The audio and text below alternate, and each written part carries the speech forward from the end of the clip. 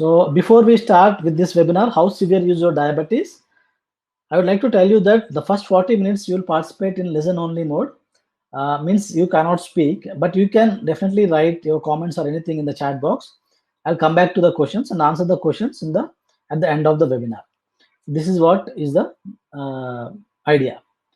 So I told you about my story. I want to know something about you, some information about you. So there is a small poll question. Let's answer this poll question. It's very important that you all participate in the poll question. That gives me a confidence that you're following me, you're understanding things. So it gives me some satisfaction. So right now you're able to see this poll question. Please answer this question.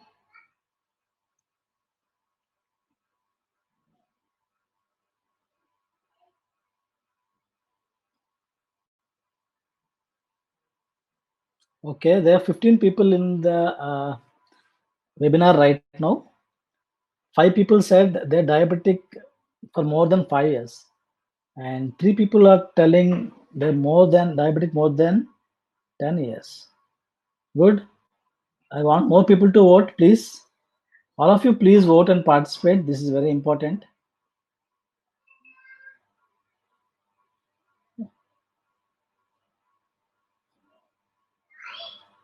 Okay. I hope all of you are able to see the poll. You don't need to write in the chat box. You can just click on the poll. Okay. Majority of the people have voted, so I am ending the voting and sharing you the results. So you're now able to see the results, I guess. So 6 people told I'm diabetic since 5 years and above, and 4 people told I'm diabetic for more than 10 years, and 3 people are telling I'm diabetic for 1 to 5 years. So 2 people are telling they're diabetic for less than a year. The people who are trying to reverse diabetes in the early stage, it will be very easy. It doesn't mean that remaining people can't reverse diabetes. Kuldeep ji has reversed his diabetes after being diabetic for 10 years. Pradeep Shindre Saab has reversed his diabetes after being diabetic for 19 years. It's possible. So let's go to the presentation. I'm sorry for that. So in today's session, what are we going to cover? We are going to cover blood test reference ranges is a conspiracy. Why? Because many ranges are actually skewed up. I will tell why. There's a conspiracy in the blood test reference ranges. And we are mostly focusing on the effect and leaving the cause. This is what is happening with our medical system. I'm not blaming any doctors or any this thing, but it is how it is actually. And what we think is important and what actually is more important. What readings are important. How should we use the blood test readings to reverse diabetes?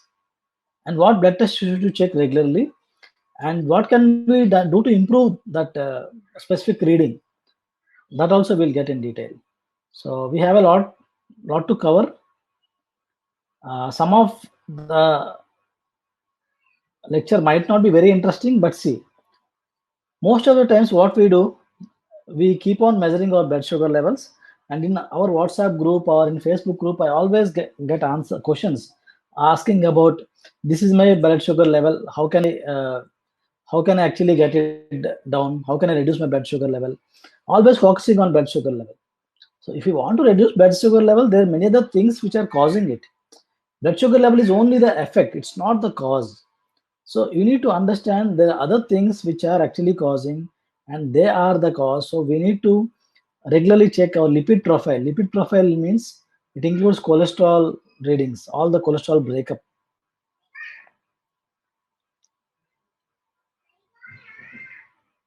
Yeah, whoever is facing connectivity issues, don't worry. Please stay in the webinar, and at the end of the webinar, I'm recording this webinar. I'll share the recording with you. Thank you very much. Yes. So the cause effect is your blood sugar level, but cause is somewhere else. Why your blood sugar levels high? Because the lipid profile, then insulin levels, liver profile, C-reactive protein, vitamin D, vitamin B12, vitamin C, and also vitamin E. There are many different things. They're all actually causing your blood sugar level to rise. So let us see in depth why it is like that, how it is like that. So before we start with this slide, I want to answer you. I want you to answer one more question, and I'm sorry for that. Yeah, you're able to see this question. Can you answer this question? Lipid profile means your cholesterol levels, basically.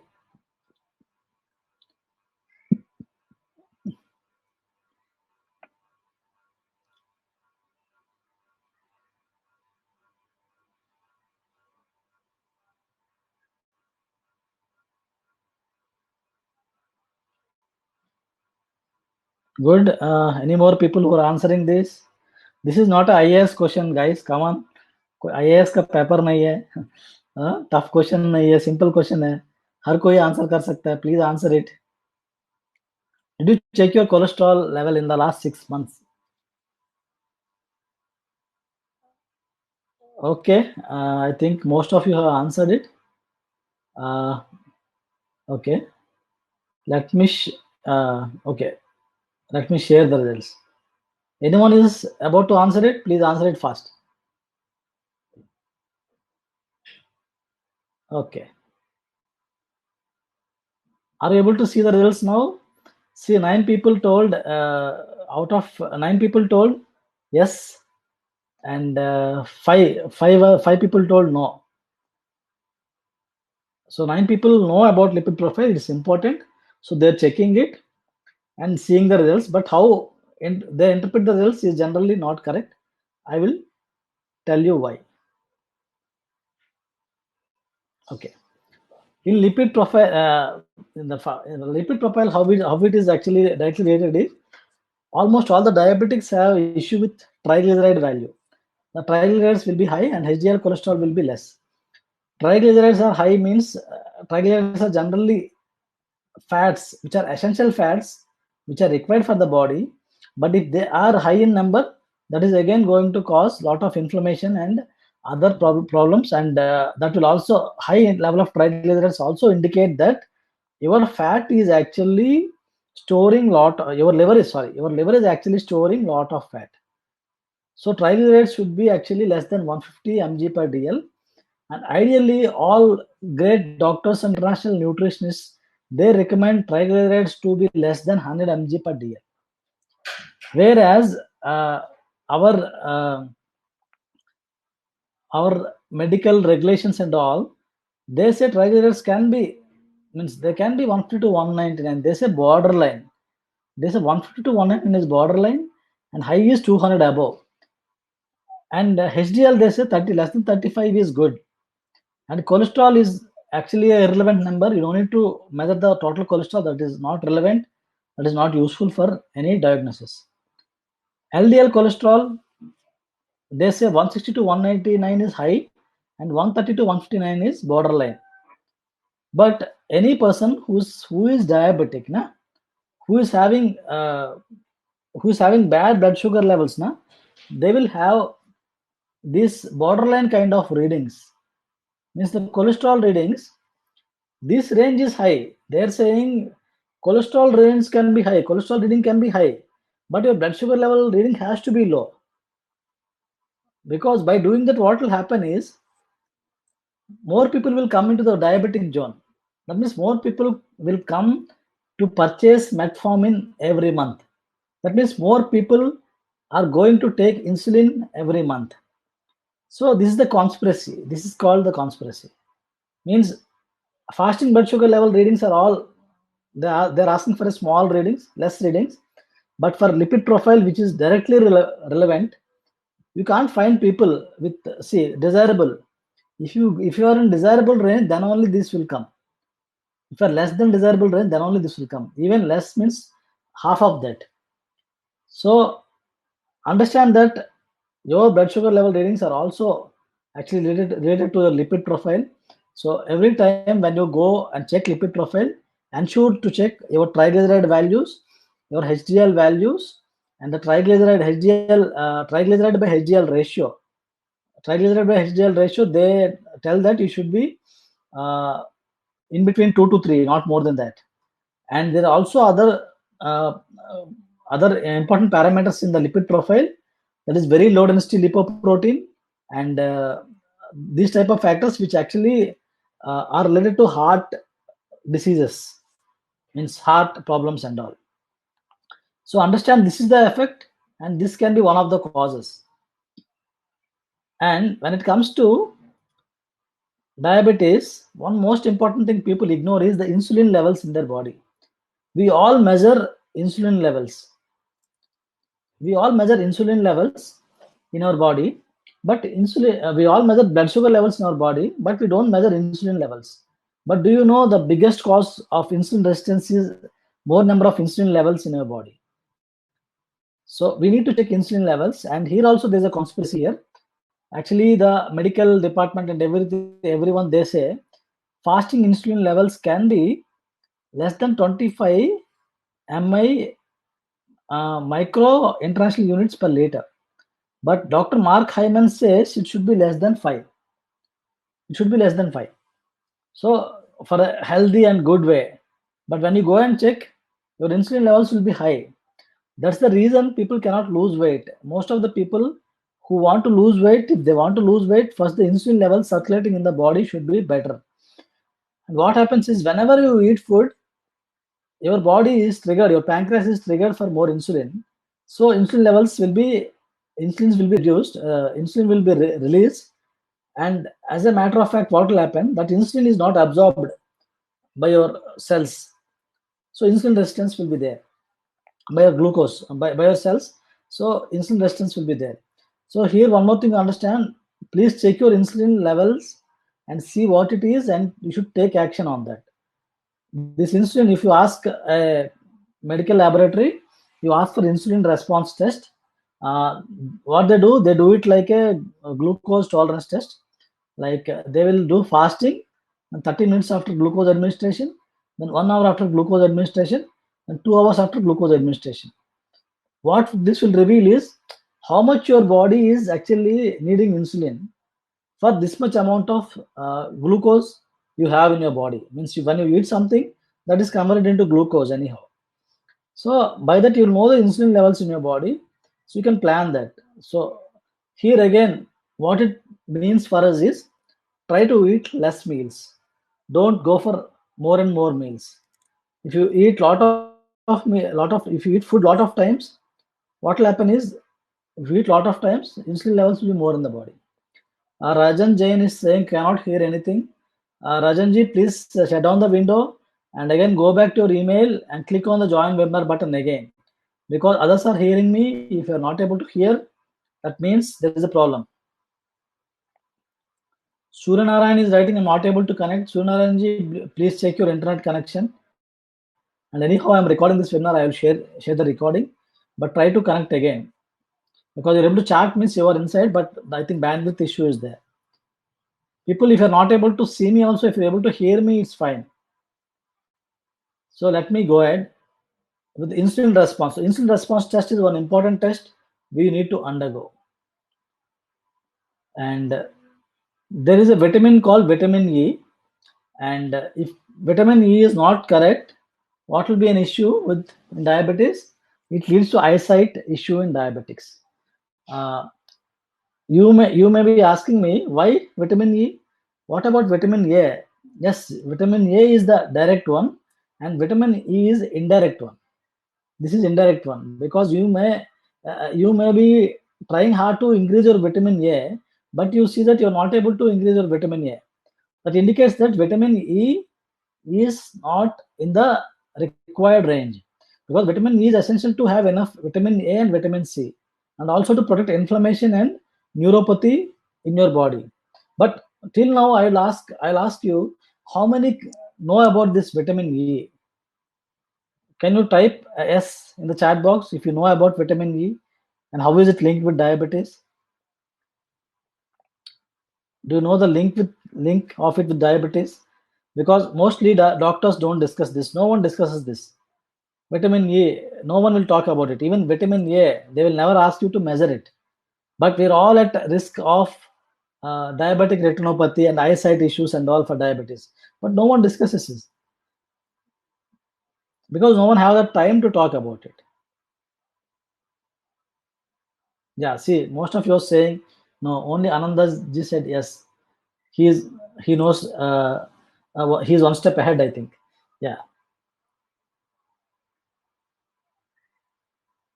yeah. Vitamin E is also useful for fatty liver because it actually reduces the inflammation in the blood, in your blood cells, your arteries.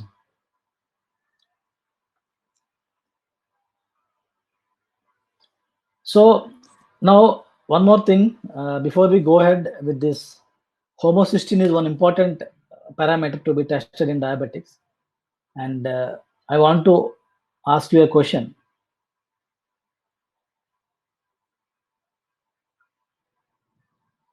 Do you know any diabetic who had heart attack? Do you know? Do you come across any family friend or someone who actually had a heart attack? He's a diabetic and he had a heart attack.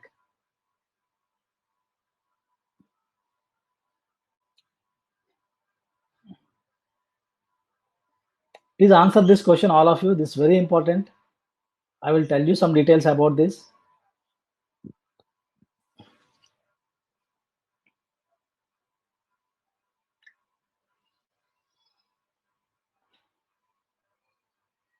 Come on. Two more answers, two more people to answer. One. I'm I'm closing the poll. Three, two, and one. I'm closing the poll. I'm sharing the results. Yeah. So I see that around 7 people told they know someone who had heart attack. Means there's no someone who's a diabetic and had heart attack. And 6 people told no, I did not come across someone. But I'll tell you, diabetes is a big risk factor, and many people with diabetes are at risk for heart attacks. And we don't care to check our cholesterol levels. It's not just cholesterol; there are many other factors which are to be checked to know if you are prone to heart attacks. That's very important because heart attack is a silent thing; it comes off suddenly. So we'll go through it now.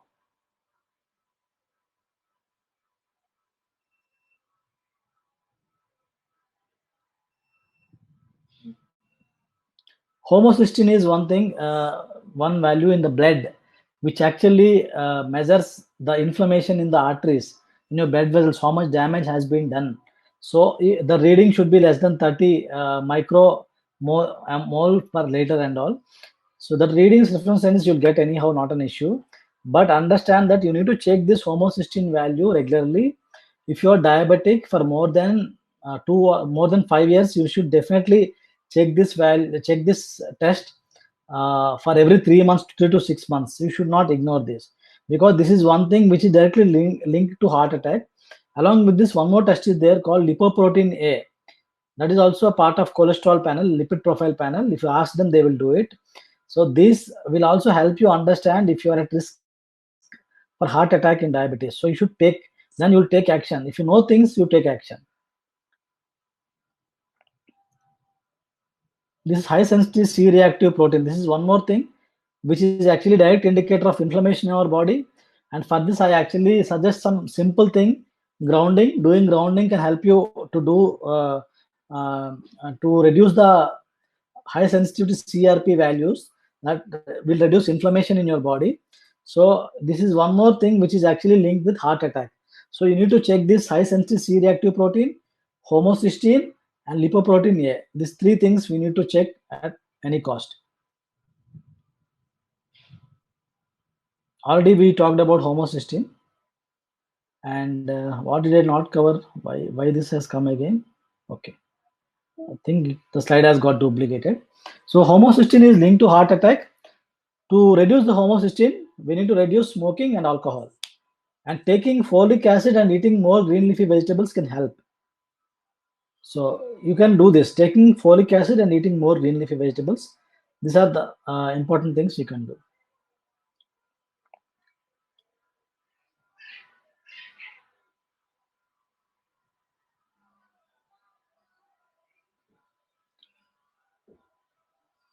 So liver profile, this is one more thing which is actually been neglected. So now one more question for you. See, I'm asking a lot of questions. Don't get irritated with me. I hope you're enjoying my questions. You like to answer my questions. Because I want to make it a two-way communication. It's not just me speaking everything like a college lecture or a boring, your boring physics master. I don't want to be that.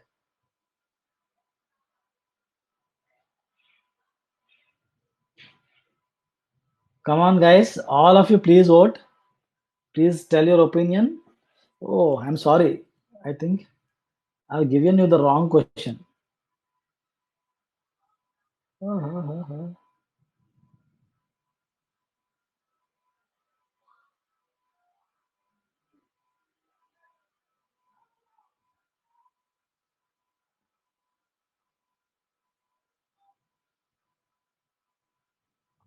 Please, there's no survey for this question. Please mention it in your chat box. Liver profile, if you did it in the last 6 months. Sorry, I think it is there. I got confused unnecessarily. Yeah? That is the right question, right thing actually. I don't know why I got confused. I'm very sorry. I'm very sorry. This is the right this thing. It's actually lipid. I told lipid, but it's liver profile. Think it is a liver profile and answer this question. It's not lipid profile, liver profile. Did you check your liver profile in last 6 months? Did you check your liver profile in last 6 months? Not lipid profile, liver profile. It's liver profile, not lipid profile.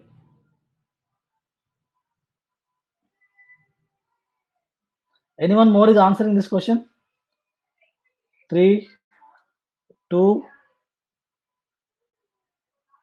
1. Yeah, liver function test. There are different names for that.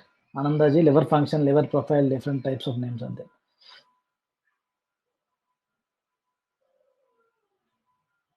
Okay.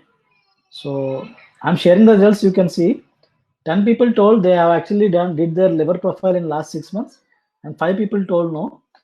It's very important. It's very important to actually do liver profile because diabetes, they're linked with liver function a lot. Diabetes is linked with liver function a lot. So Wahid is telling I'm not able to hear anything. People who are not able to hear anything, please shut down, close the window and again come back and check your settings. Anywhere if you're muted yourself or something like that, because everyone else is hearing, please shut down and go to the email, click on the webinar link again, join webinar link again, because I can't help anyway, because others are listening. That's from your end. You need to check what's wrong.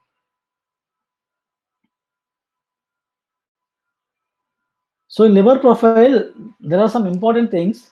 This liver bilirubin, but the bile, about the bile and all, there are some reference readings. That's very important to understand if you're having any issues with the bile production and all.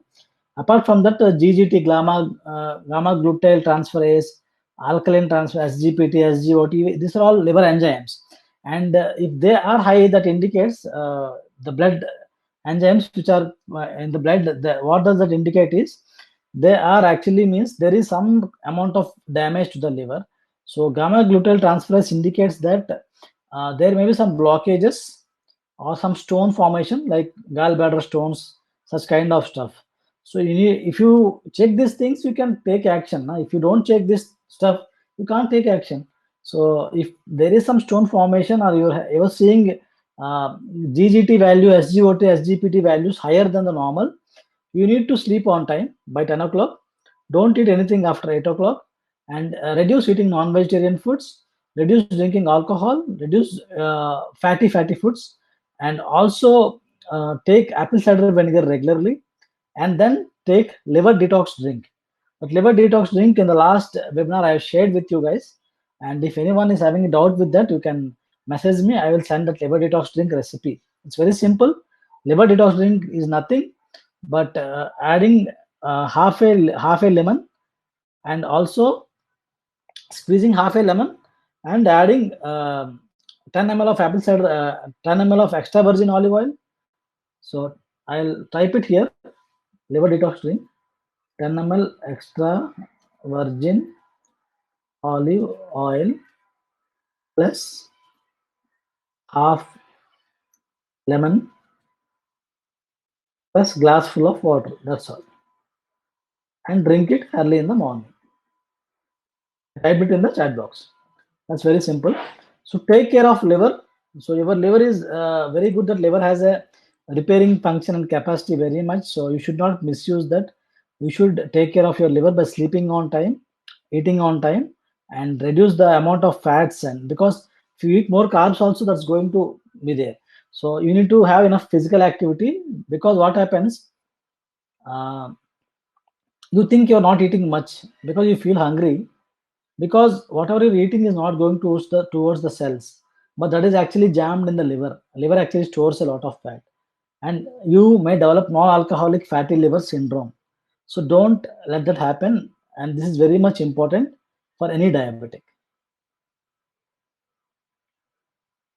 And coming to vitamin D is very important. It's very important. I have been talking about it for a long time. I've been talking about it for a long time. All the questions, sorry for that, all the questions will be answered at the end of the session. I'll answer each and every question. I'll not leave any question unanswered. So, but you type your questions right now, because you may forget the questions. You type them. I'll answer each question one by one. So, yes, vitamin D. Why vitamin D is very important? Because vitamin D directly impacts your insulin resistance. Vitamin D has such a profound effect on pancreas, it can even regenerate beta cells of pancreas. So even vitamin D, having enough vitamin D levels will help type 1 diabetics also. So it's very important, as you are diabetic, please take care that your kids are getting enough vitamin D. You might be having small kids at home. Give them vitamin D supplements. For them, vitamin D supplements we take are not, we can't give them. They get some gummies, small jelly type. Alpenlibe का jelly होता है ना, उस type का रहता है. That type of jellies are available in the market, which are good quality. You find out some good quality ones and give them, or else take them into sunshine and play with them, so that you people both together get vitamin D levels. So vitamin D is very important. It's a mother vitamin, mother vitamin for all the vitamins. And if you have doing everything right, but still you're not able to get results, and still you're not able to control your blood sugar levels, that indicates your vitamin D levels are really not good. So check your vitamin D levels, and ensure that you have vitamin D levels up to 50. Generally reference are actually more than 30 nanograms per milliliter, but focus and target for 50. And you can take vitamin D supplementation. It's not unsafe. Take some good supplementation. As Kumar is asking, please repeat about the jelly. Kumarji, actually, see, for kids also nowadays, there's a lot of vitamin D deficiency, and many of the kids in other countries, they've made it mandatory to give vitamin D doses as vitamin D supplementation for kids, because lack of vitamin D is leading to type 1 diabetics. So you need to find if you go to Amazon or you go to a medical shop, you ask for vitamin D jellies for kids. Jellies means Alpenlibe jellies are there. No? That type of jellies will be there. That type of jellies will be available in the market. You can give that to your kid. So your kid will get that 400 international units is the reading. So that through that your kid will get vitamin D, enough vitamin D. If she gets enough vitamin D, she or he gets enough vitamin D, there is less chances of them getting into type 1 diabetic job.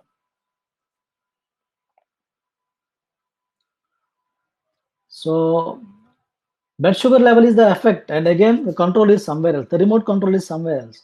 This is what I'm trying to say, guys. See, everyone always talking about blood sugar levels, but how many of you are really actually seeing the cause?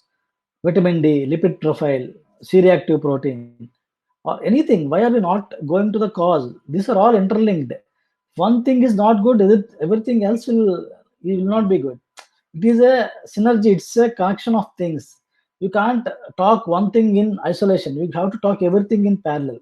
That's the reason when always people ask about blood sugar levels, I don't answer a lot. There is no meaning, because they should come to the next level, thinking what's causing what. They should study and learn about it. So now I want to tell what is the frequency, what are the things you should check every 3 to 6 months. Blood test to be checked every 3 to 6 months. For anyone who is here, I'll recommend to check fasting blood sugar levels and postprandial blood sugar levels at least 2 to 4 times a week. And if someone is having uncontrolled diabetes, they need to check it every day. Apart from that, blood test to be checked every 3 to 6 months. One is HbA1c, every 3 months you check it. Then lipid profile, liver profile or liver function test, like Anandaji was telling, and kidney profile. Kidney profile also is important to understand how is the kidney function, and insulin response test.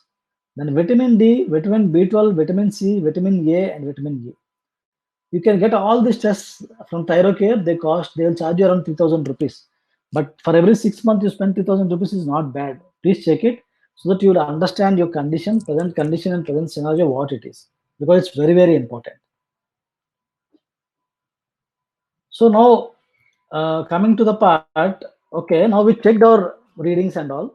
So what should we do if the readings are not in the reference range? What can we do to improve them?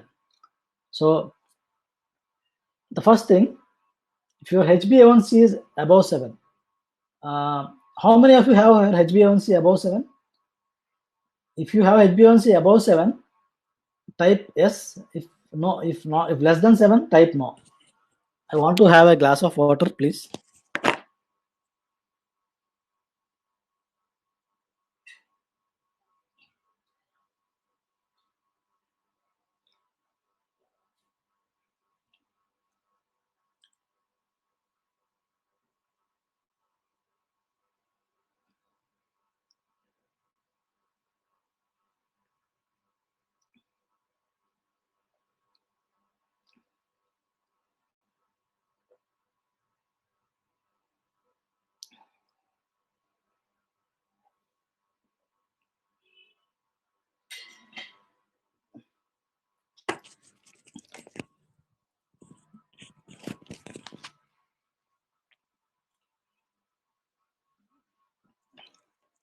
Okay, I think I got, interestingly, many are not having HbA1c above 7.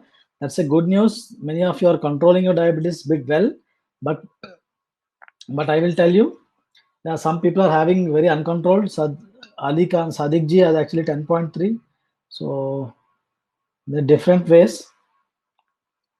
Okay, so if your HbA1c is above 7, what you need to do is monitor your blood sugar levels every day.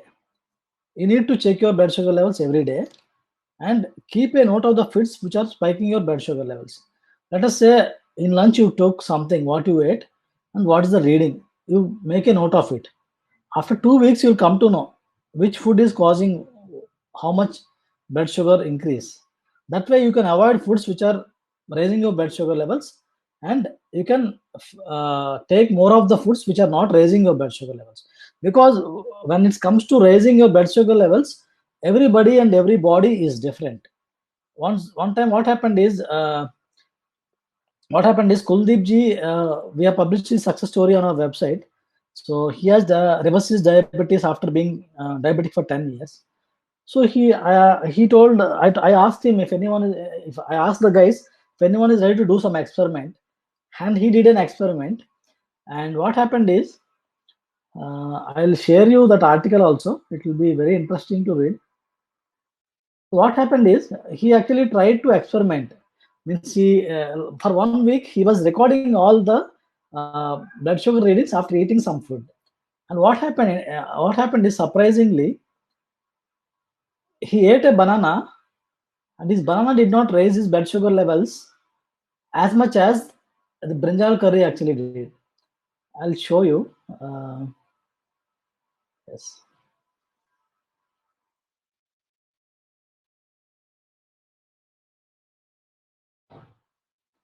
I'll share my screen and show you.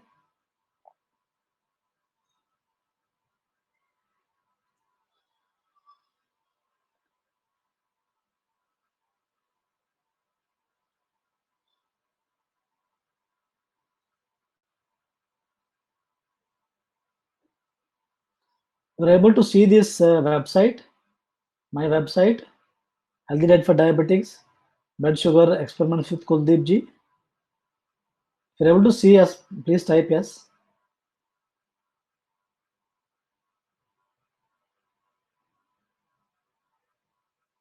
Yes, yes, yes. Okay. See in this, white rice and soya bean. After eating, before eating, white rice and soya bean curry and all. Before eating 129, after eating means post panel 213. So it has raised. And white rice and curry pakoda. Before eating this much, after eating this much. Chapatis with brinjal curry. Before eating 87 and 2 hours after eating is 188. Chapatis with bagan ka barta. 78 and 133. White rice and jackfruit. 125 and 235. Jackfruit has raised his blood sugar badly. And sprouted kala chana. It did not raise anything, very less. And the pulao, also very less. Whole wheat bread and all, very less. And you see interesting thing. Bananas, 2 ripe bananas. Before eating and after eating. So this is an interesting article. I will send you the details. I have actually wrote this article some time ago. So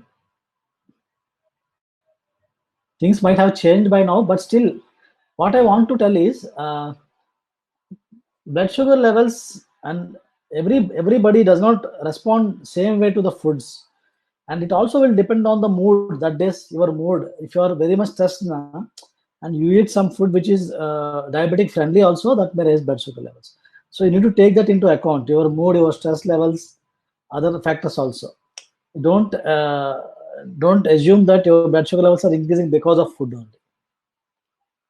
So for people who are having HbA1c greater than 7, please keep a food journal like what Kuldeep ji did. That's what I want to share. That's the reason I shared that article. Now coming to, if your LDL level, LDL is low density lipoprotein cholesterol. LDL cholesterol, is also called low density lipoprotein.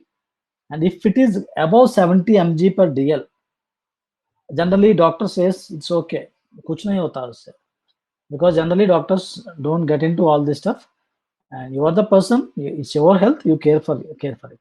So you need to keep your LDL low to ensure that you are not at risk of heart attack and all. So what you can do, add coconut oil to your diet. Take coconut oil sometimes. So take coconut oil to your diet. Sometimes you can drink it 2 to 3 teaspoons. If you can drink it like that, it will be very good. If you can't drink it, try to add something, make something out of coconut oil and eat it. And do intermittent fasting if possible. If your LDL is higher, try to do intermittent fasting. Avoid sitting too much You need to get up every half an hour or like that, because sitting too much will lead to increase in LDL cholesterol as triglycerides as well. And you need to have enough sleep. That's very important. And take more fermented foods like apple cider vinegar and buttermilk. See, buttermilk is again a controversial thing. Like most of the people say, you should not take milk products now. Many of the people are telling milk products are not good for diabetes and all. So our idea is to enrich gut bacteria inside your stomach, good bacteria. So you can take apple cider vinegar as an alternative for buttermilk. You can eat pickles occasionally if you are not if you are not hypertensive. Means if you are having blood pressure, you can't eat pickles. You have to eat yeast flakes and other foods which are fermented. Then coming to HDL, How many of you are having HDL above 50 mg per DL? Did you check recently if you are having HDL above 50 mg per DL? Please type yes. If no, type no. S. Kumar is saying minus 42. Ananda says no. Someone, Srinivas ji says my HDL is above 50 mg per DL. That's good, sir. Srinivas ji is having 65. That's good. HDL is good cholesterol. Actually, they say the fishes are also good. Healthy fats, fish will come, egg yolks will come, coconut will come. Okay, good that I got enough answers. I will talk. So to increase HDL, we need to reduce intake of processed foods. Don't eat more packed food and all. Please avoid that. Then consume more healthy fats like organic egg yolks, not normal egg, organic egg yolks, coconuts, coconut oil, walnuts, almonds, peanuts. These are all good fats. Means foods which are rich in omega-3 fatty acids. Then quit smoking and reduce your alcohol consumption. That's very important. You need to quit smoking. And oral hygiene also plays an important role. Comes the role of oil pulling. So you should do enough of oil pulling.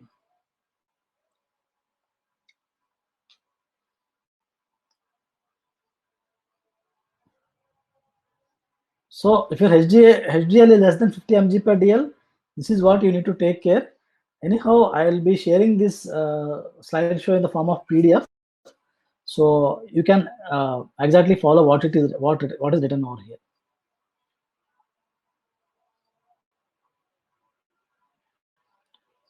Triglycerides, these are one of the most directly related with diabetes. So we need to reduce the triglycerides as much as possible. To reduce triglycerides, I wrote a very detailed article also in my website. But here I am telling you, triglycerides are directly related to fat, because whatever your blood sugar levels are not in control, your liver is accumulating fat in the form of triglycerides. Most of it is in the form of triglycerides, which is again coming back into the blood and showing it as a triglyceride reading. So to reduce triglycerides, one thing I also told in the other slide, please move, have more physical activity. Don't sit for a long time together, because nowadays jobs are like this, and because of the lockdown and corona, what's happening is we are actually sitting a lot. So we need to avoid this sitting a lot. That's one thing. And eliminate or reduce sweets and alcohol. That's one thing. Decrease intake of refined carbohydrates, refined carbs.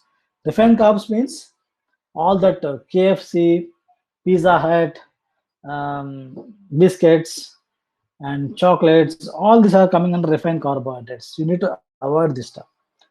Choose foods rich in omega-3 fats. I already told nuts. Consume raw garlic. This helps with triglycerides a lot. Raw garlic.